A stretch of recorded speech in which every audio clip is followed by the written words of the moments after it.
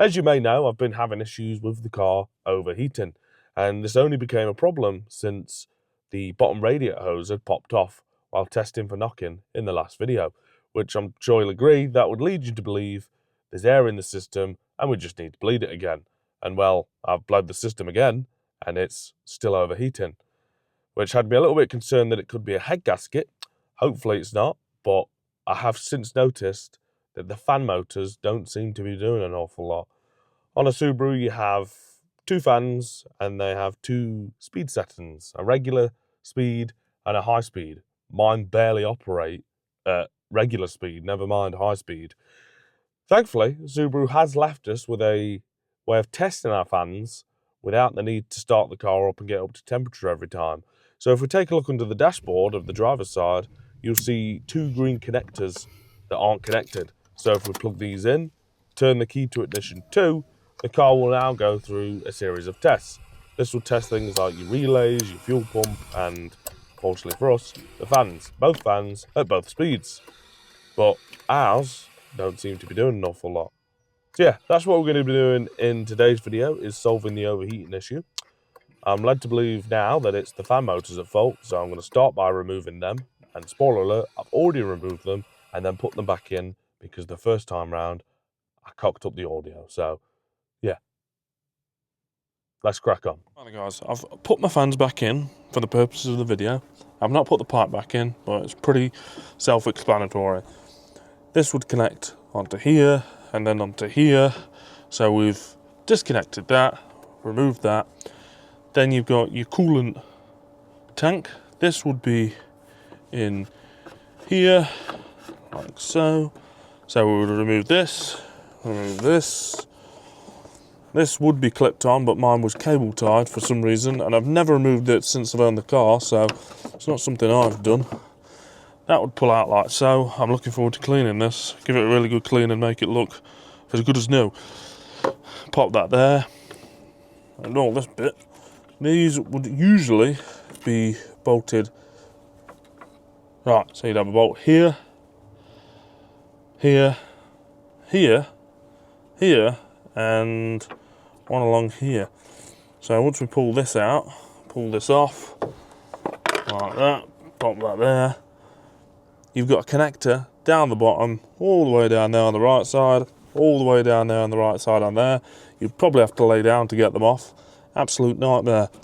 And then they do quite literally, and you'll fight a battle with this, so maybe it's worth removing it there. A bit of wiggling, and they come out super easy. There we go, that is one fan, which will pop there. And this is the other fan, straight out. It's worth noting, you cannot remove this one until you remove this side, I've noticed, so, or maybe you can if you remove this in all manner, but this is the easiest way. There we go. Both fan motors out, and I'm going to remember the order. So this is the driver's side, and this is the passenger side. Good way to remember is the fan difference, I suppose. So, passenger side, driver's side. And it really is that simple to remove your fans. As far as your relays goes, if you wanted to check your relays beforehand, this is quite easy actually. Pop that out, if it'll come out. And if we turn this over, not sure how well we'll see this because it is starting to get dark. You've got your main fan relay, your main fan relay 2, and your sub fan relay 1. So, let's say your sub fan is your AC fan relay, which would be this one here. And then you've got your main fan relay, which I'm guessing is for normal speed, and then number 2 would be for high speed. And then over here you've got the main fan and sub fan fuses, so it's worth checking these 2 and then checking these 3. Later on we'll test these on the bench just so you have an idea how you test them, but that is everything in there. There we go. I'll take this good stuff back inside. So as you can see, both are connected up to a battery and operating at full speed. I can't quite believe how fast they're moving, to be honest. They're moving that fast that they don't look like they're actually moving. Oh, I've got a bit of life.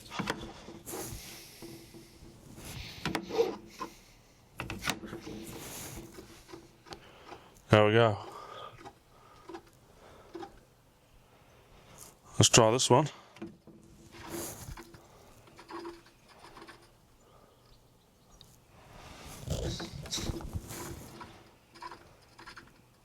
It's trying.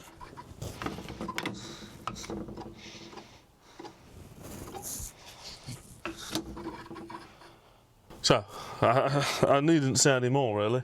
So that's both fan motors tested and they're both knackered. I can only guess that because they've been sat for so long, they've seized up.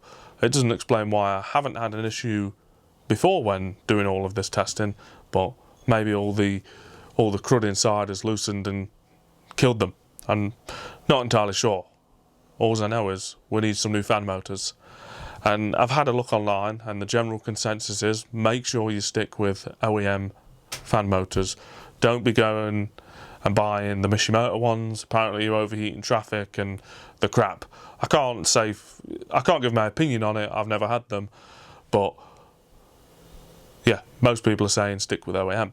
Now, they'll set you back £300 for a set. They're £156 each.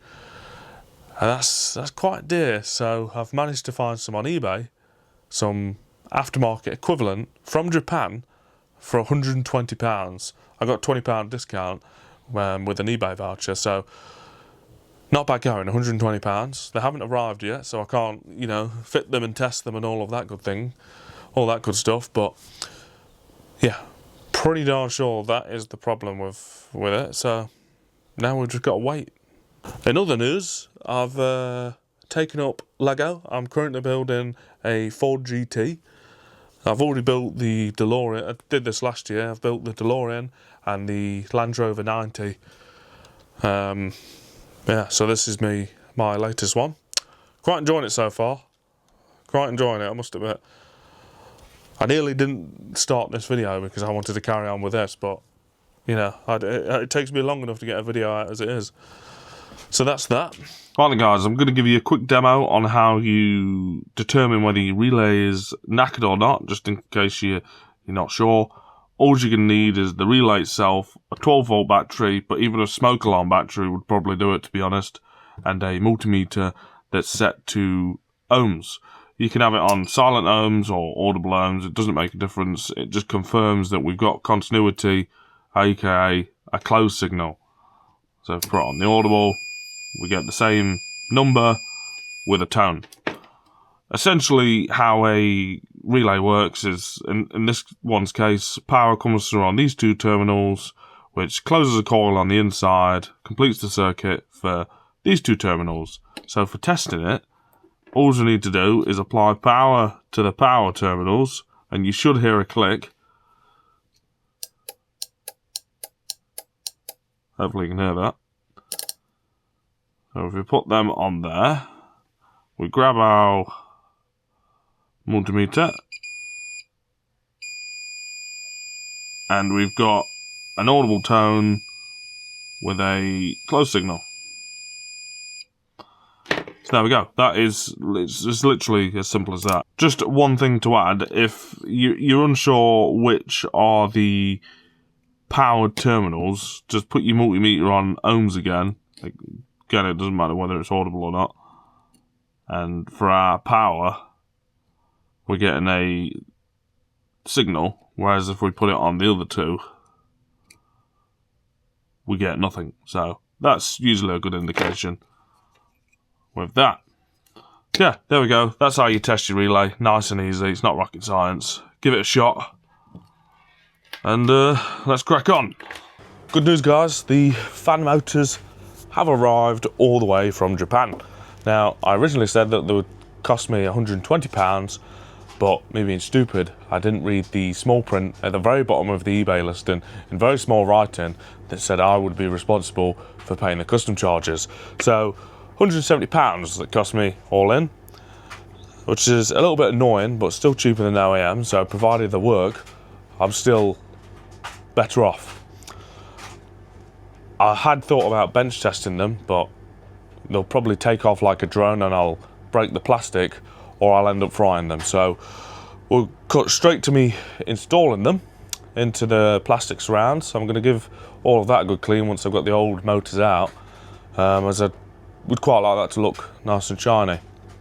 So yeah, let's crack on. All you need to remove the fan motors is a 9mm socket, and there's 3 bolts. I've already soaked them in WD-40, as God forbid these snap. I think we'll clean that up. And then you've got one there, and then one there. So, nice and easy really. More than anything, I'm looking forward to cleaning the plastic.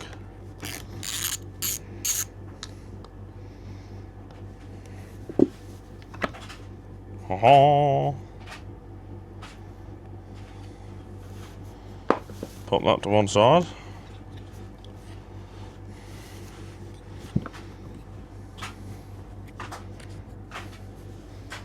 I'll be quite interested to take this apart to see what it looks like inside. However you would get in anyway. Yeah, you can guarantee it. The hardest bit of this will be removing this clip. Ooh. There we go. That is one fan motor removed.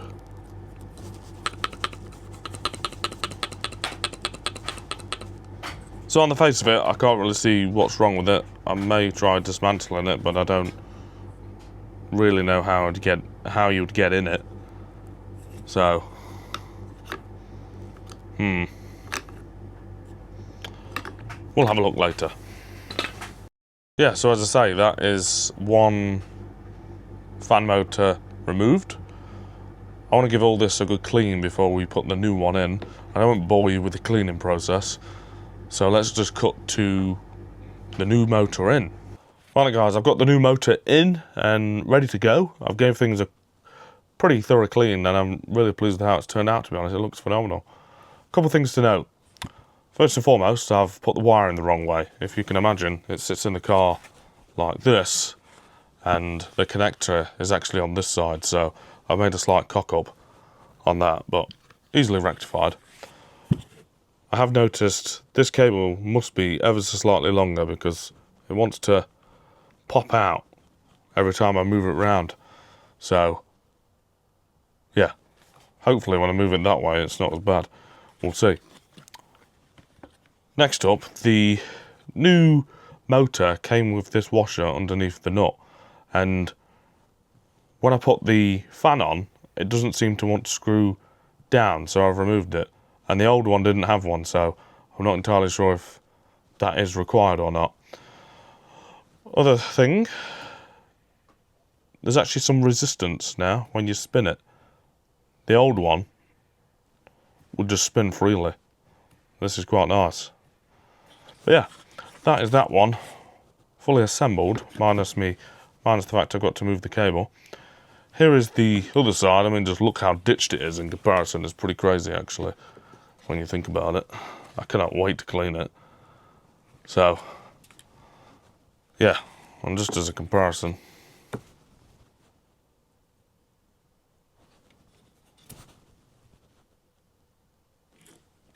Spins very freely compared to... I can't wait to install them. I pray to God that they'll work, but yeah. I'll get to work on the... Well, no, I'll move this wiring and then I'll get to work on the other side.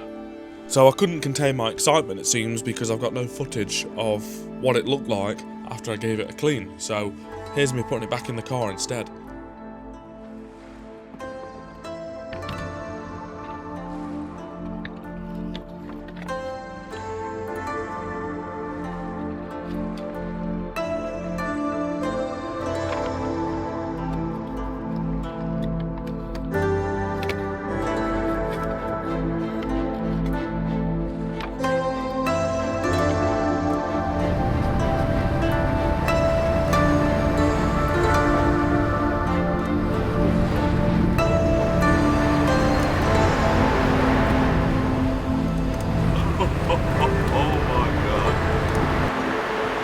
So I don't think we're going to have any overheating issues moving forward.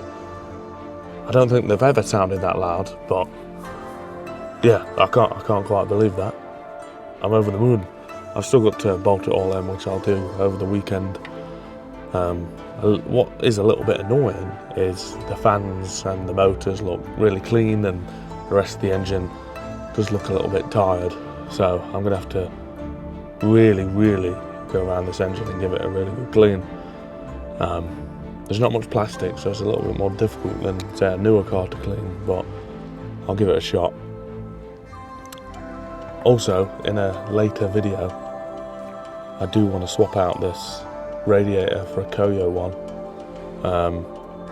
This one's probably original to the car, I imagine, and I need to do the cam belt as well, either before or after we've done the MOT. So the radiator's got to come out anyway, so at the same time I'll replace the radiator, do all the cam belt, the water pump, the thermostat, and all that good stuff. So yeah, that is on my list. But I just wanted to make sure before I go ahead and buy a cam belt kit and everything that, you know, it's not a head gasket that's failed or something stupid like that. So now that we've got, well, say potentially got the overheating sorted, we'll bleed that as well. I'm gonna have to bleed it on the weekend. Once I've bled it and 100% confirmed it, then I can be like, well, okay, I can buy a new radiator, get the cam belt stuff, and yeah, it's all exciting.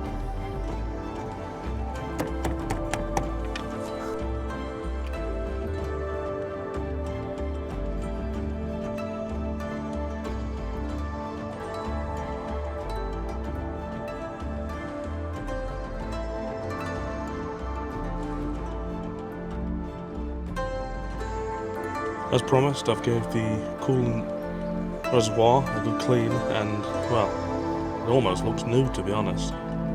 Really pleased with that.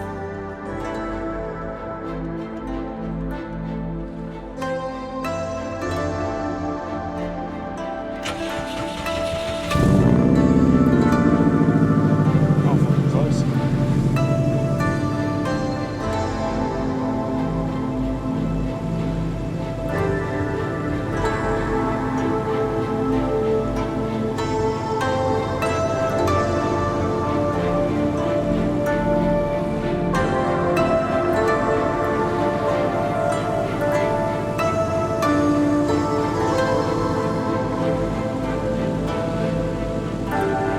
So at this point, I'd hoped to show you some additional B-roll of the fans spinning round at high speed and the temperature sitting stable, but I've managed to delete the footage, and I have no idea how.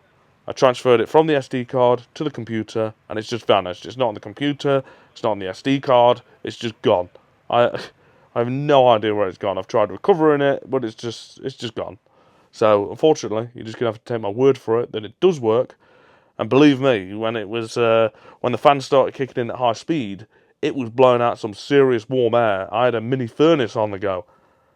I did have an issue with a load of smoke coming around the radiator cap. I'm not sure what that was about. That was constant throughout for some reason. As I say, I do plan on replacing the radiator, so if you guys suggest that it could be a radiator problem, then I suppose it makes no odds in the long term. But yeah, another problem solved. I've also found another problem though, can you believe it? The aircon doesn't work anymore. I fully expected it not to blow cold air, but I seem to remember when you press the AC button on a Subaru, it makes a clicking sound like a relay kicking in, and it doesn't do that anymore. And I also thought, regardless of the temperature, if I press the AC button, one of the subfans should kick in. But it doesn't do that either. So there's clearly an issue with the AC, or maybe I'm just imagining the clicking and the fan moving. So yeah, potentially another problem that needs to be looked at, but it's not really necessary in the grand scheme of things to get the car MOT'd and driving.